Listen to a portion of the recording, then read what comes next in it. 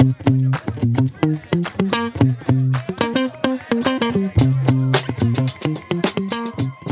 大家好，我是雅雅，现在来到了京都最出名的神社之一——伏见稻荷大社。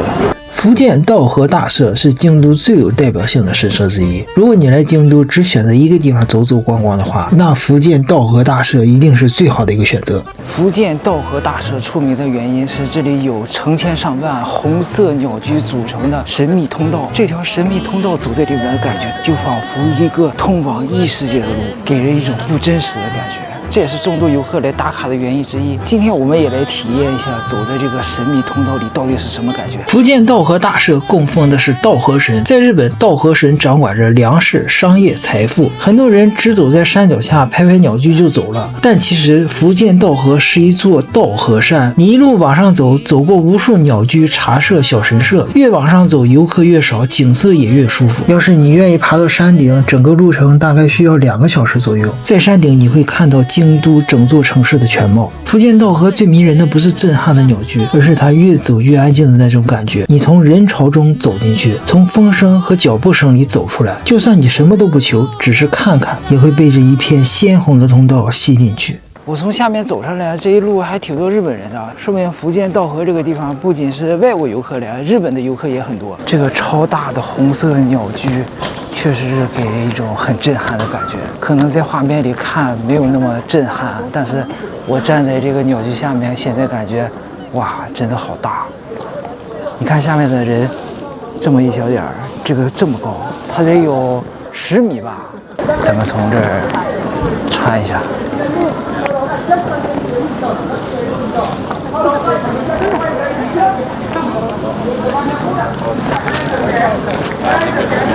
穿过这个巨大的鸟居，就是伏见稻荷大社的殿堂了。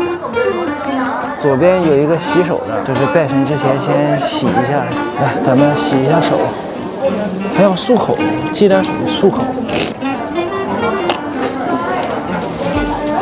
好，净身完毕，咱们进去大殿里边拍一下。这是大型旅行团。哇，好气派！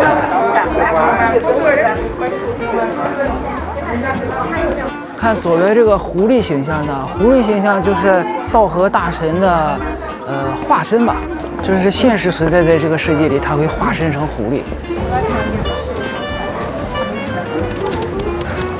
这左右坐了2个不知道是什么的神，穿过大门，来到了一片，这是什么？一个不知名的殿堂舞台。这个殿堂好好看啊，配合着这个蓝天，真的太出片了。哦，这是外拜殿，先在这里拜一下。这中间也有一个头前香。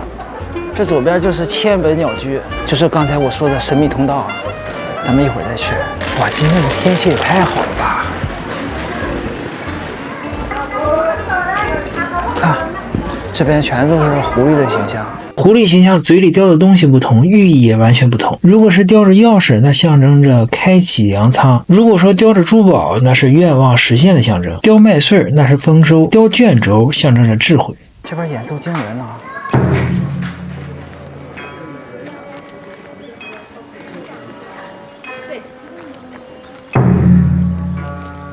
哇，好有感觉啊！好京都啊！不让拍摄。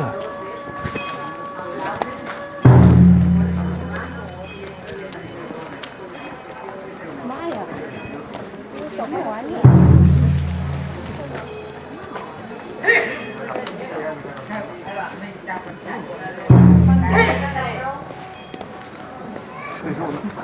这个还可以烧香的，就是可以抽签的，200元一次。这边是烧香的香，然后1000块钱，这是可以许的愿。啊，这边都是自助的，自己投钱就可以了，没有人管的，就是大家全凭一个怎么讲良心吧。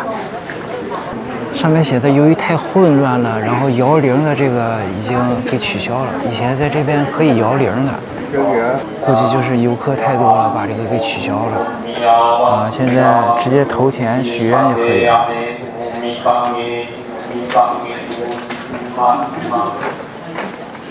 看里边在念诵经文。他这个念诵经文不知道是什么发音方式啊，我听着身体麻麻的，就是起鸡皮疙瘩的感觉，好神奇啊！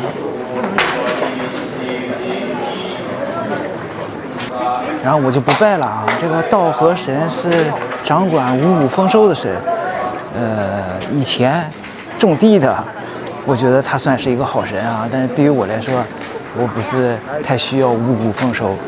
所以咱们就不拜了，来给大家看一看就好了。咱们今天的主要目的是去千本鸟居。稻荷神是日本最受欢迎、分布最广的神明之一。你在日本街头看到的红色鸟居，十有八九跟稻荷神有关。稻荷神的形象有很多种，但在神话里并不是狐狸的形象，狐狸只是他的使者，负责传达愿望，带来好运。所以你在福建稻荷看到的狐狸雕像，特别是嘴里叼着钥匙的那种，它象征着粮仓的钥匙，寓意守住财富，开启好运。稻荷神最早和农业丰收有关，日本古代把丰收视为富足，所以后来逐渐延伸成生意兴隆、人气兴旺。你今天看到企业祈愿、店家求生意，其实传统上都属于稻荷神的守备范围。稻荷神社发展到江户时代之后变得特别火，因为当时商业兴起，大家都在求财，所以稻荷神成了日本求财的第一神。全国有3万多座相关的神社，是数量最多的神明体系。这个福建稻荷大社现在给人感觉已经不像是一个神社了，更像是一个观光地。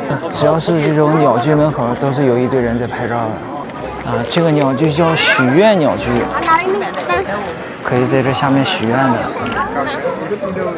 ，1000元一次。啊，咱们继续往上走。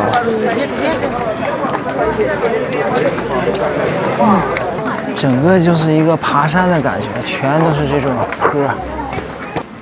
稻荷山千本鸟居，往右边走，直接去千本鸟居。哎，千本鸟居就是在这里了。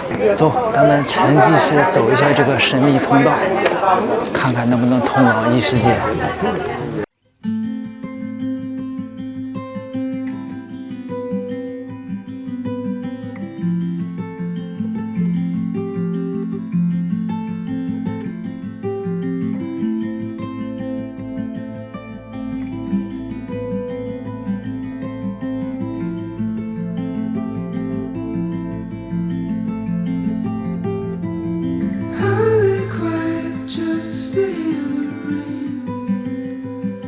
Whisper softly that I might see you again.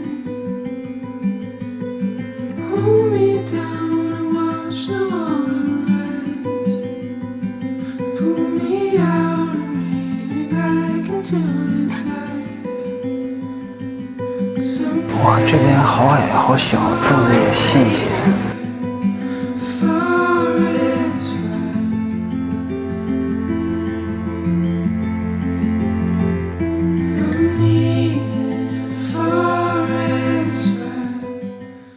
哇，走出来了！这上面好像是另外一个神社，这边也是可以拜神，然后这边也是可以买玉手的。啊，这边还有。京都的庙和神社太多了，大家不要乱拜，有一点怎么说，不能见神就拜。我其实有一个来到京都特别想拜的一个神，一个神社吧，特别想去的一个神社。我打算之后单独拍一集视频，就是去我想拜的这个神社的。我想去的这个神社有一点小众，不是像清水寺呀、福建稻荷大社这种大 IP， 是一个挺小众的神社，但是据说是很灵的。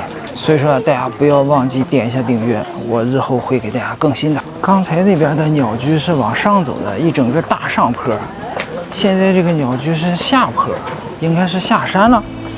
我也不知道啊，反正就是跟着人流就这么走下来了。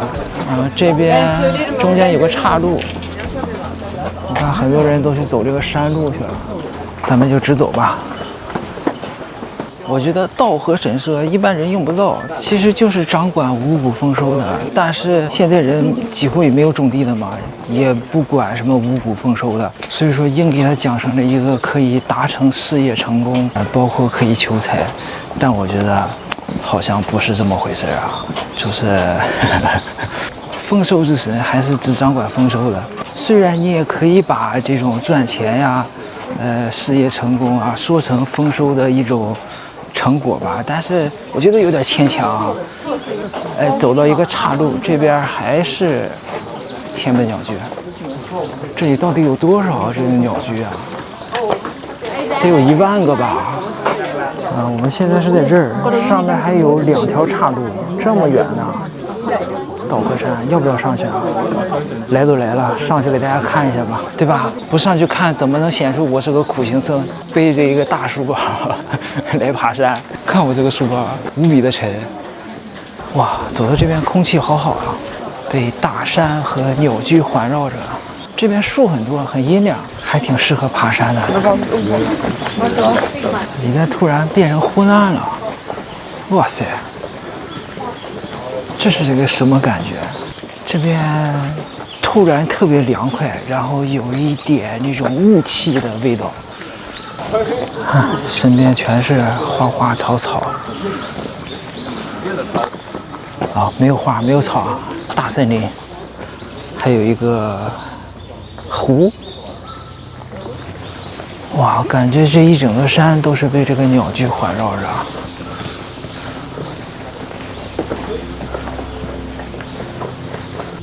他们这个鸟居，我发现啊，就是刚进门的时候，这个柱子特别粗，然后越往里面走，这个柱子越变得就细一点。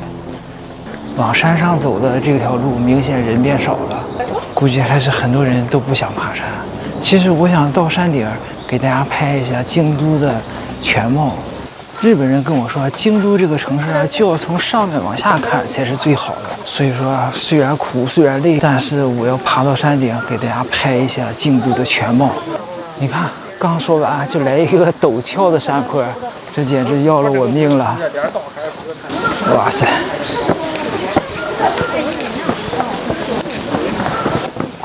快！只要我足够快，累就反应不过来。脑子就反应不过来累，我快冲！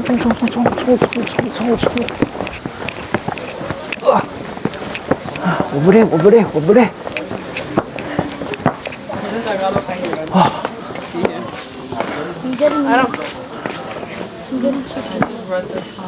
这景色好好看呀！这边又是一个神社，所以说。这个山就是被整个鸟居环绕着，然后每一个阶段都有一个自己的神社。但是这整个山好像都是供奉的道和大神。这边也很陡峭呀，我们继续。我不累，我一点也不累。我就是不累。哇塞，更陡峭了。我不累。一座山算什么？人生有很多座大山，不征服这座山，怎么能到山顶？不到山顶，怎么能掌握人生？人生就要不停地攀爬，人生没有终点。人就是要不断进步。我感觉我现在才爬了1/3，我是不是有点喘得太厉害了？有点丢人。我都出汗了。这边的路平坦一些，可以稍微休息一下。你看这边的柱子变得更细了。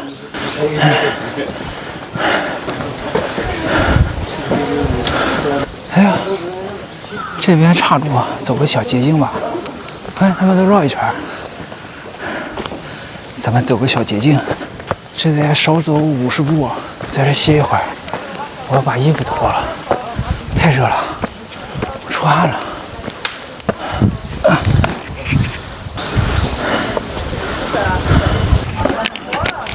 走，我们继续出发，继续登山。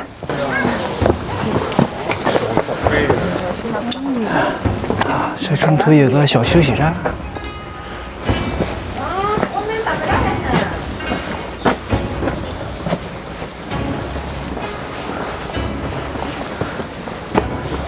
哇，越往上越陡峭了。啊，上面连人都没了。走到这儿，已经淘汰了80%的人了。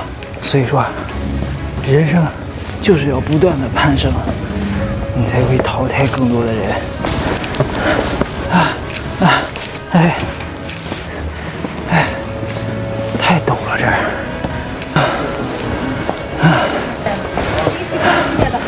感觉在这个位置，大概是2/3了。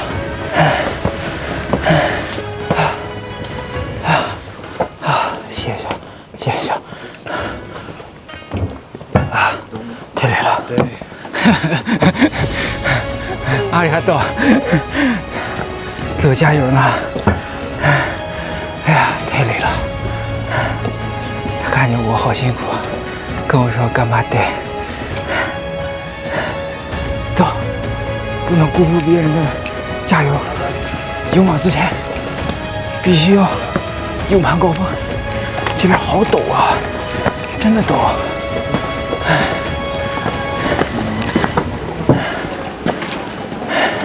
挺好的，中途还有休息站，这样累了可以休息一下。哇塞，这更陡了。不要叫苦连天，干就完了，爬就完了。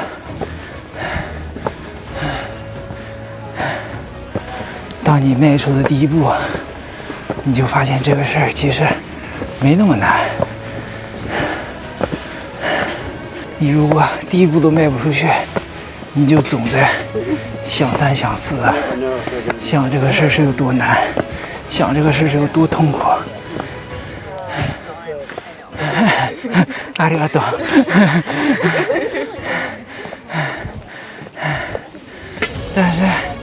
但是当你迈开了步伐，开始做了，开始动了，开始爬了，你就会顺应着这个步伐，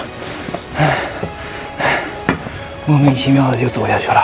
这也是成功的关键。我自己有一个特别喜欢的座右铭：基本嘎拉哈基梅纳卡，奈尼莫哈基马拉奈。意思是说的什么呢？不从自己出发，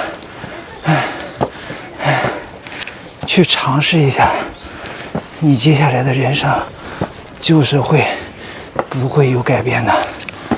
所以说，想要人生有改变，想要活得不一样，就要多尝试一些新东西。说不定在尝试的当中，就找到了自己的天命职业。日语管这个叫天修课，就是说你天生就是干这行的。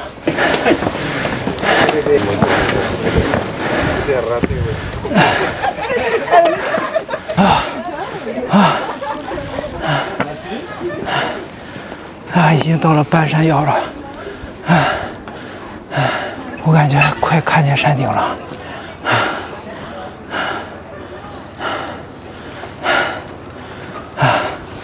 歇一会儿，歇一会儿，太累了。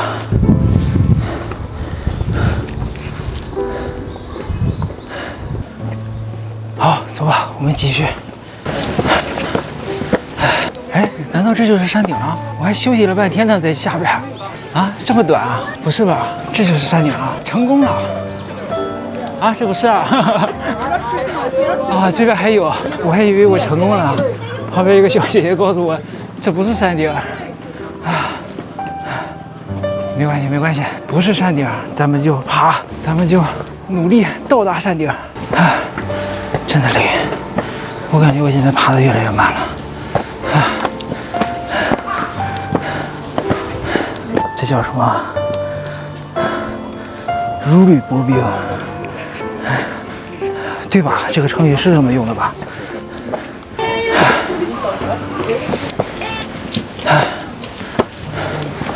哎，这怎么走？没有指示牌，多几个，我和什么似的。我看那。啊，走这儿，对吗？咱们怎么过去的？我靠！我靠！就这么走了。哎呀哎呀！哎，这就是山顶了。哎，到了！啊，看见了，这就是京都的山顶，这就是京都的全貌啊！果然是感觉不一样。哇塞！啊，不辜负我爬上来这么高。看我累的，一头的汗啊！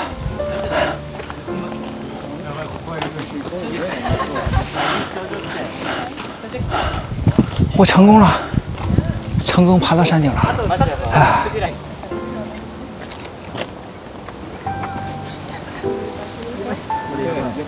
这么看，京都真的是没有什么高楼，都很矮。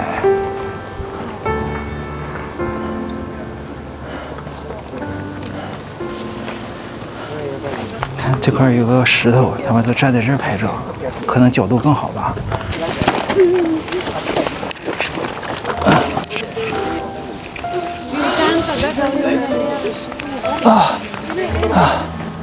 真的太累了。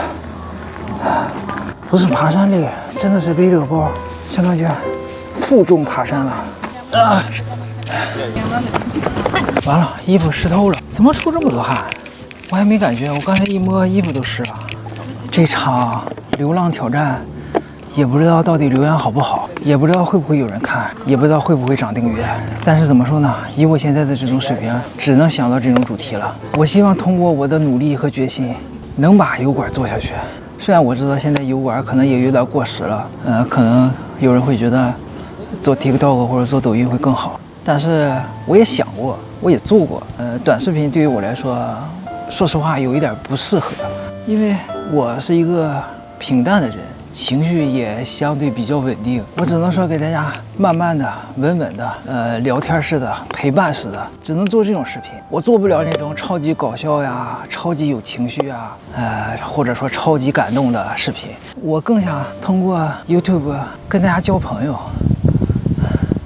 我也知道 YouTube 也有点过时了，现在想在 YouTube 上赚钱，真的是有点困难。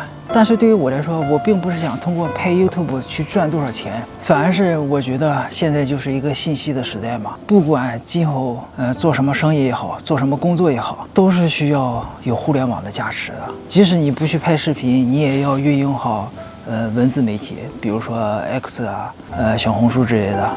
微博之类的，像台湾可能用的更多的是 Facebook、Ins， 还有Tree，现在Tree也很流行。但是对于我来说，我觉得拍视频记录生活这个事儿对于我来说是很有意义的。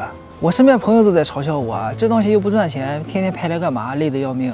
我是觉得啊，这虽然说现在不赚钱，但是这就是个未来。可能以后不是 YouTube 吧，但是也会出现另外的平台。不管出现什么平台，我觉得视频这个需求是不会被抹灭的。所以说现在通过拍 YouTube 就当做是我一个积累，赚不赚钱不重要，重要的是我通过拍 YouTube 我磨练了自己的表达，磨练了自己的意志，也展现了我的坚持。拍了4、5年了，一直没开通 YPP， 一直不赚钱，我还是坚持到了现在。所以说我有这么大的毅力，我做什么会不成功，对吧？只是时机和机遇的问题。哎呀，也没想到我爬了个山，开始讲人生哲理了。这也就是我拍视频觉得有意思的点吧。我在山下的时候并没有想到我在山上会讲这些话，但是从底下爬到山上，身体的劳累加上在这山顶坐在这儿感悟一下人生，我觉得无比的畅快。现在我在这山顶上坐了挺长时间的，几乎就是没有人上来。我感觉站在山顶的人是不过下面游客的1%。其实做油管，我也一直在摸索我自己到底是适合什么模式。我总觉得这个东西啊，看起来很简单，但是涨粉特别难，然后想让人持续看下去也特别难。我分析来分析去啊，我是觉得我只适合这种陪伴式的 YouTube， 属于陪伴式博主吧，就是大家见证我的成长呀，我跟大家交朋友呀。我好奇的地方，我就通过相机带大家去一起看一看。我也不会像他们拍的，把一个很普通的东西拍得很华丽。我就是很素的，带大家跟我一样的体验，就是说我通过相机把我看到的东西通过相机传达给你们。好玩就是好玩，好看就是好看。像爬这个山，就是又苦又累，很多人觉得不值得，但也有人觉得，哎呀，爬一座山也是一个很成就的表现。说实话，我也就是因为拍视频我才爬到山顶的。如果说我今天不是拿着相机想拍视频的话，我可能在中途我就放弃了。说实话，真的爬到山顶有这个必要吗？没太多必要。拿着相机出门就是会做一些我平时不会做的选择，这也可能就是我坚持做 YouTube 的原因之一吧。好，如果大家也喜欢这样的陪伴式视频，不要忘记点一下订阅。接下来我们下山找一点好吃的 ，Let's go。再记录一下这个山顶的画面吧。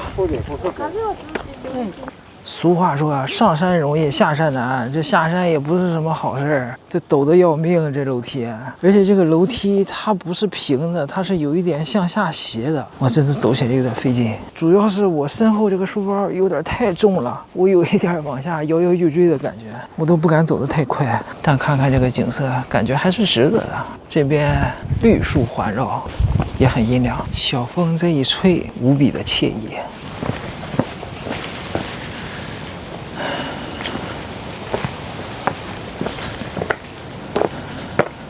哎，糟糕了，没有指示牌啊，感觉好像不是往这儿走的呀。我是不是应该原路返回呀？这要是往下走走错了，那我还得爬上来，这好陡的呀，怎么办？人类面临选择了，我应该往哪走？原路返回好像是最妥当的。虽然说人生要多尝试新鲜事物，但是为了保守起见，也要识时务吧。这要是走下去发现不对，下不了山，那还得爬上来。保守选择，我们还是原路返回吧。最主要它是连个指示牌都没有啊，这让人怎么下山呀？人生就是这样，处处面临选择。一旦你选择错了，你的人生就需要从头再来了。所以说我们保守一点吧。保守打法，我们原路返回。说实话，我真的不知道我这种陪伴式的视频会不会有流量，会不会有更多的人看，因为网上也很少能看见我这种风格的，确实是很少见。我觉得可能是因为整个视频没有什么爆点，故事线吧相对比较又很平淡，所以说真的是要有耐心才能看完视频。现在的人反而都受短视频的冲击，很少有人能有耐心看完长视频了。哎，我走到这儿发现这边还有个山顶，这边还有一条路啊，我们要不要再尝试一下？走，我们不留遗憾，在这儿上去看看。我现在体力恢复了，不怕了。轻松。我来这之前我也查了一些攻略，大多数人都是把这个地方拍得很好看，左一个转场，右一个运镜的。确实，这些鸟居排在一排，是挺有画面感的。但说实话，这个地方好看是好看，但并没有说华丽到什么程度。看这些柱子都是破破烂烂的，也没有说好到什么程度，也没有人记录爬到山顶是什么样，没有人讲过程啊，大家都只看结果，反而是我的视频，我想更多的记录过程。结果虽然也重要吧，但是我觉得过程也是非常值得玩味的。没事，咱们不着急，先让他们拍。I'll follow you up. I'll follow you up. Hey, girlfriend.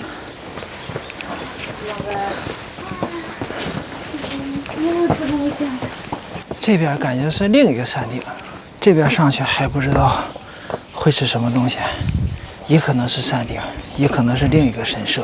但是我们不爬到上面，永远不知道结果。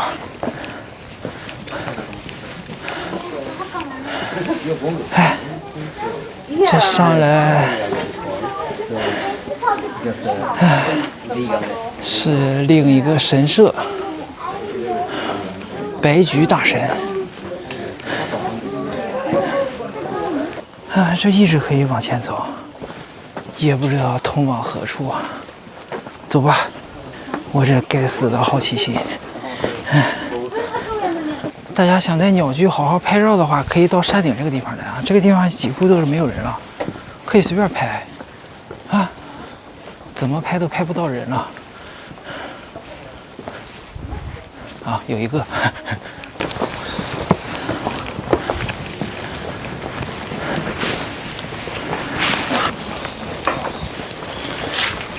老外看见那边树上贴了一个小心用火，好像是他很激动的在那边拍照，不知道为什么。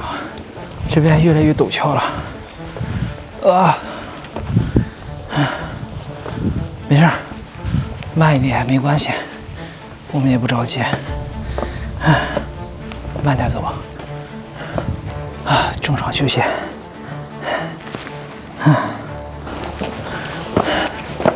越来越陡了，哦，刚才想说步履蹒跚的，没想起来这个词，用了一个如履薄冰，见效了。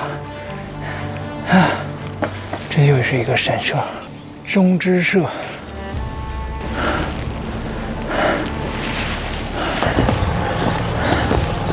这边的人感觉比刚才那个山顶的人还少。这边这个小楼梯挺好走的，马上要见到山顶了，快到了，感觉看见曙光了。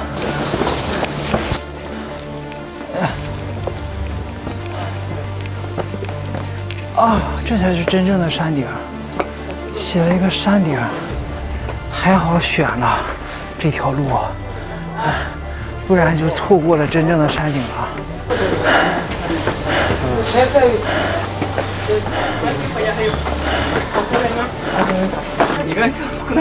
莫广大神，但是这个山顶只有神社，山顶标高233米，我们今天爬了233米。这边有个下山的路啊，下山要从这走吗？すみません、ここって降りる道ですか？多分ここから登ったんですか？ここから登ってきました。で、下は何ですか？下はもう降りられるっていうこと？降りれます。僕はそっちから登ったんですけど。行ったら JR のいない奈良线。僕もそっちから奈良線。多分じゃあつながってる啊，我看一下啊，所以从这边也可以下山。那我们就体验一下从这走是什么样吧。俗话说得好，英雄不问出处，好汉不走回头路。走，咱们换一条路走。这边全是 Kitsune， 这就是道和大神的显化。这话怎么说啊？也不是说道和大神的化身，是道和大神想要做什么的时候下到凡间，他需要一个载体嘛。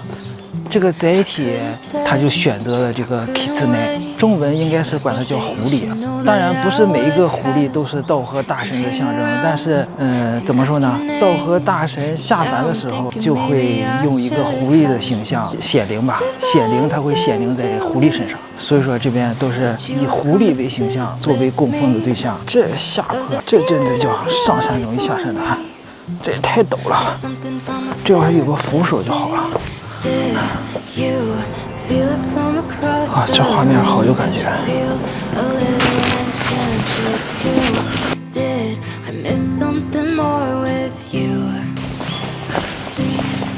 我上山之前，我以为这个切门鸟居只有一个地方，顶多也就30-50米，多说100米了不起了。我真的没想到，这整个一座山都是被这个鸟居围绕着。这鸟居上都写的什么会社什么会社，据说是这些鸟居都是会社赞助的，每一个鸟居代表一个公司。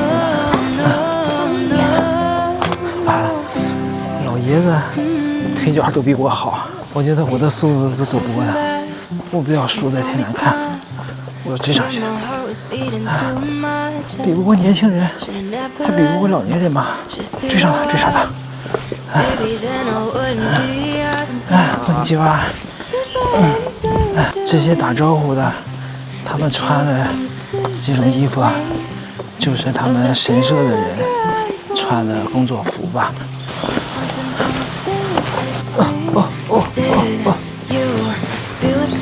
哎呀，他们怎么走这儿呢？不走这儿呢？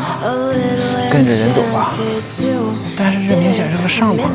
对吧？看下面也是一条路。不会走错了吧？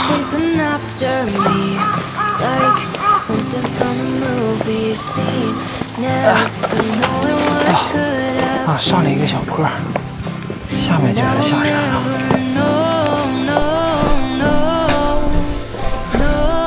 这坡实在是太陡了。哇塞！陡的都已经看不见下面的路了。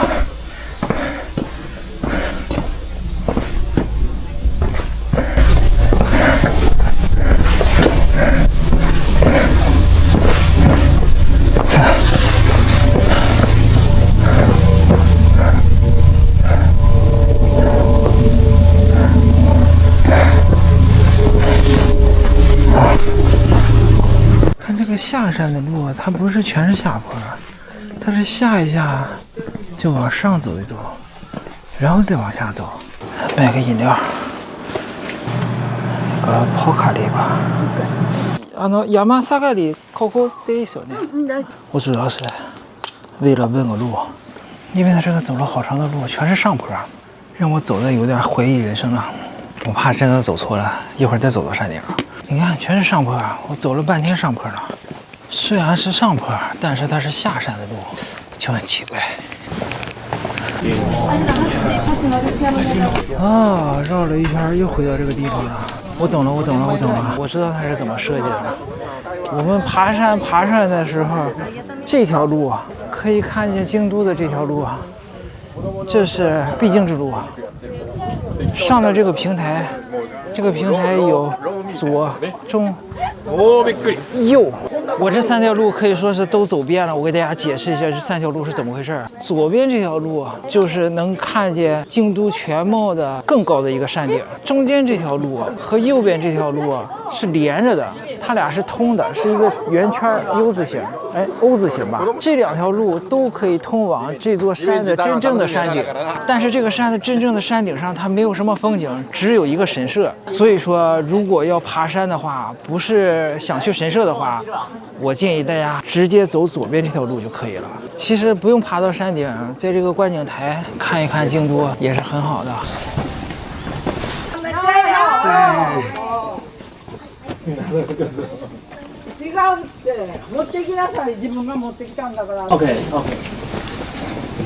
刚才发生了一个小插曲，他们在上面不知道哪儿捡了一个树枝，然后从上面拿下来了，然后可能觉得玩一玩累了，就想扔在边上，结果那个大妈看见了，就说：“哎，干什么？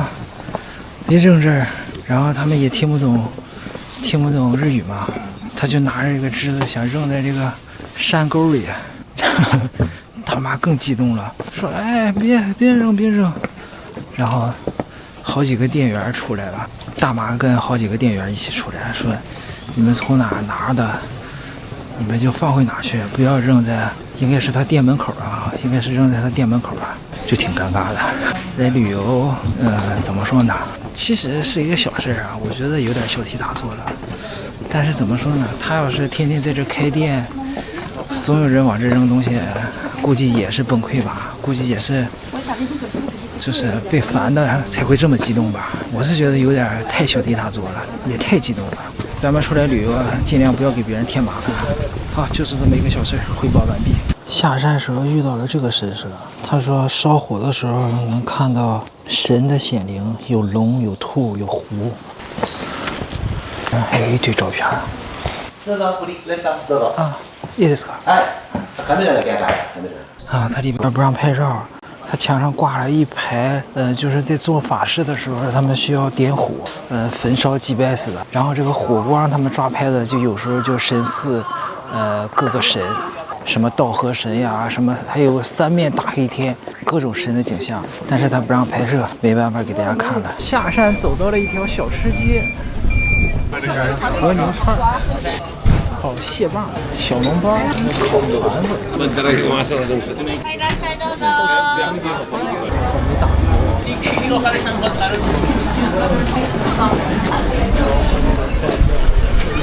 走到这里，应该就是出了道和大社了。这边有个电车道，大家都在这拍照。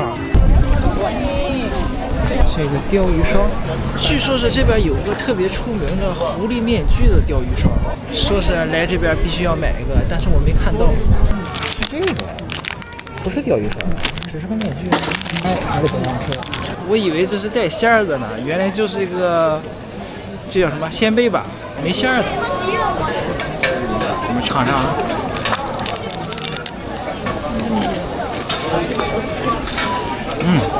还不错，糖做的。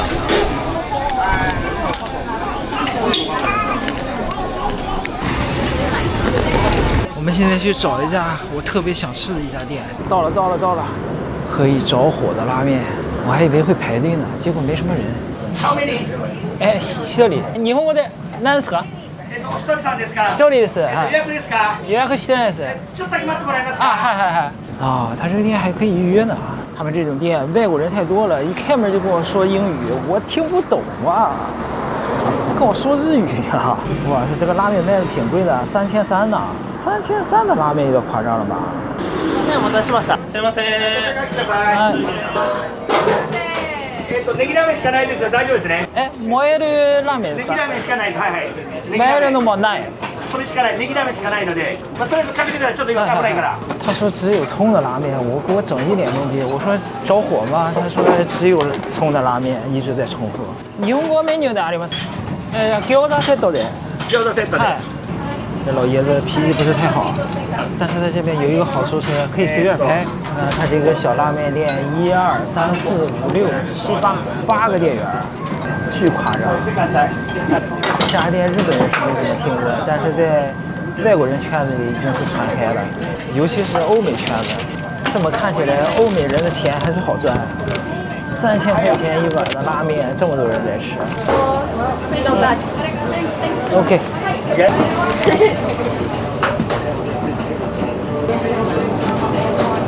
カメラは大丈夫ですか？大丈夫じゃない。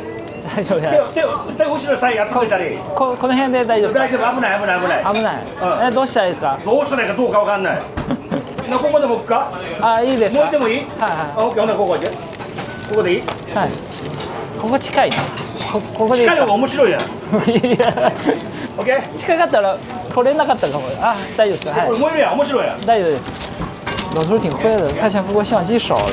他说相机烧了有意思，来吧。他说不让把手放在前面，要把手放在后面背后边。烧到已经着火了，然后再拿过来。哦，烧这么旺吗？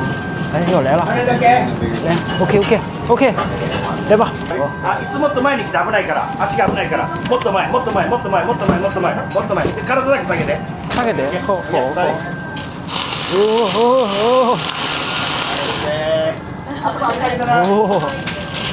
哇塞！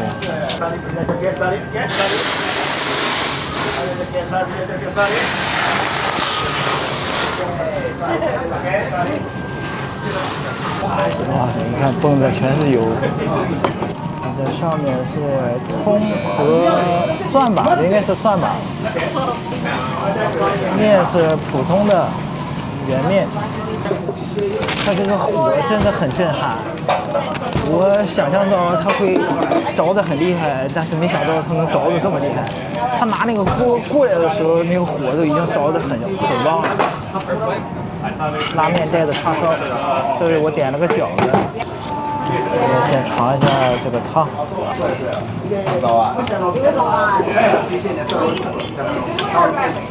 酱油豚骨汤，汤不浓。属于清淡的，看看面条，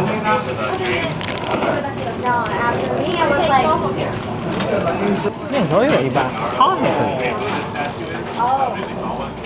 它这个面条煮的偏硬一些，然后吧吃起来的口感确实能吃出，一股焦味儿，就是它拿火烧的，把葱烧焦的味儿有一点。不难吃，但是确实是有一种独特的糊的味道。哇，它这个碗到现在还是好烫的。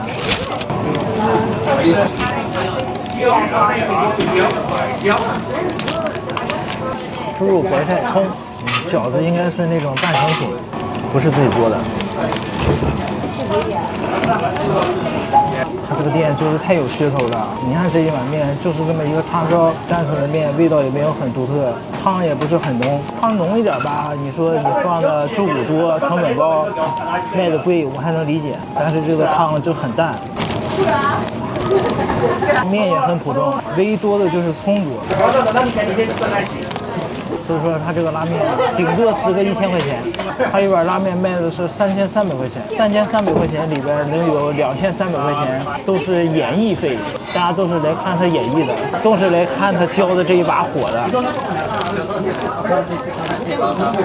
叉烧我喜欢这种稍微有点肥的，不知道是我赶上了还是说都这样。我没来之前，我以为他烧这一把火是为了激发它这个葱的香味儿，把这个葱的香味儿给它激发出来。但实际上，我今天来吃了以后，我觉得并没有达到这个效果，还是说葱是葱，汤是汤，面是面，并没有说融合得很好。怪不得我来的时候，我不是查一下地图嘛，然后我就顺便看了一下网上大家的评价，2.6分还是2点几分的，2点几分就可以说是相当的低了。还不错，整体说还是中上水平的，但是就吃到底下就更明显了，尤其是吃到下面这个葱，你感觉很明显的糊味儿。所以说来吃了以后，我可以很肯定的跟大家说，他这一把火就是为了噱头。我为什么知道他这个店？是因为他这个店上过日本的电视，当时电视拍节目的时候还采访上说，你教这一把火到底是为了噱头呢，还是说真的是为了味道好？他回答的是，我绝对是为了味道好，所以才教这一把火。